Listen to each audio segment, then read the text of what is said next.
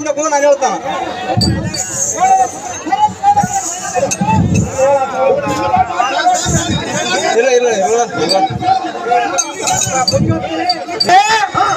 ಹಾಗಾದರೆ ಮುಂದಕ್ಕೆ ಹಿಟ್ಟವರ ಕಾಲು ಹಿಂದಕ್ಕೆ ಹಿಡುವರ ಗಂಡರನ ದೊಡ್ಡ ಪ್ರಚಂಡ ಗಂಧದಲ್ಲಿ ಗಾಂಧೀವ್ಯ ಹಚ್ಚುರ ಮಧ್ಯಮ ಬಾಂಧವನನ್ನು ಈ ಪಾದಗಳಿಗೆ ಕಾಲು ಕಂಡ ಎಂದರಿಸಿರುವನು ಪುಂಡರೀಕಾಕ್ಷನೇ.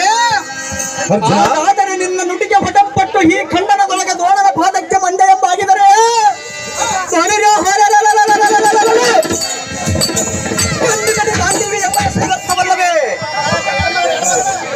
ಮಂಡಲೇಶನ ಬಲವೆಲ್ಲ ಹಿಂಡಿ ಬಿಡುವ ಗಾಂಧೀವಿಗೆ ಇಂಥ ಚಂಡ ಮಾತುಗಳನ್ನು ಹಾಡದಿರೋ ಕೃಷ್ಣರಾಯ ಇನ್ನು ಒಂದು ಸಾರಿ ಹೇಳಿದಿರೋ ಎನ್ನಂತ ಗಂಡಗಳೇ ಒಂದು ಇದ್ದಾರನೇ ಕೃಷ್ಣ.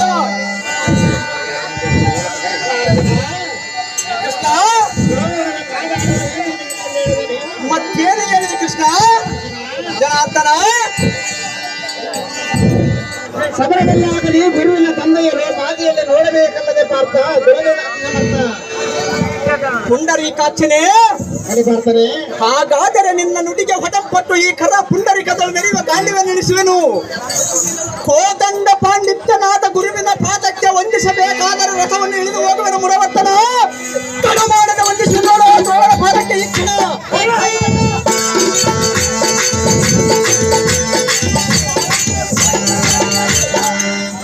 ಕುರಿತ ನಿವಾರಣಾದ ಗುರುವರ್ಯನೇ, ನಿನ್ನ ಸರೋಜ ಚರಣಗಳಿಗೆ ಹೊಂದಿಸುವೆನು. ತರುಣನ ಪರಿಯುವ ಭಾರ ನಿಮ್ಮದಲ್ಲವೇನು? ನಮ್ಮ ಹೈವರ ಕೀರ್ತಿ ಪ್ರಭಾವವು ನಿಮ್ಮದಲ್ಲವೇನು? ತಮ್ಮ ಮಗ ಅಶ್ವತ್ಥಾಮನಂತೆ ನಮ್ಮನ್ನು ಭಾವಿಸು. ನಿಮ್ಮ ಕೃಪಾ ಕಟಾಕ್ಷದಿಂದ ನಮ್ಮನ್ನು ರಕ್ಷಿಸು. ಜನಕನಾದ ಪಾಂಡುರಾಯನು ಬಾಲಕತ್ವದಲ್ಲಿ ಸ್ವರ್ಗಸ್ಥನಾದನು.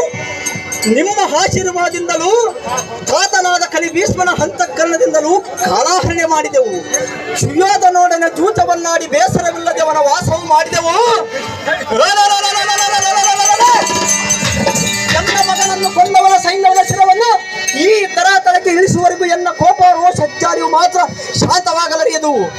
ಜಂಗು ಮಾರುತಿಗಿಂತ ಮಿಗಿಲಿನ ಪ್ರಭುತ ಬಲತ್ತನ್ನು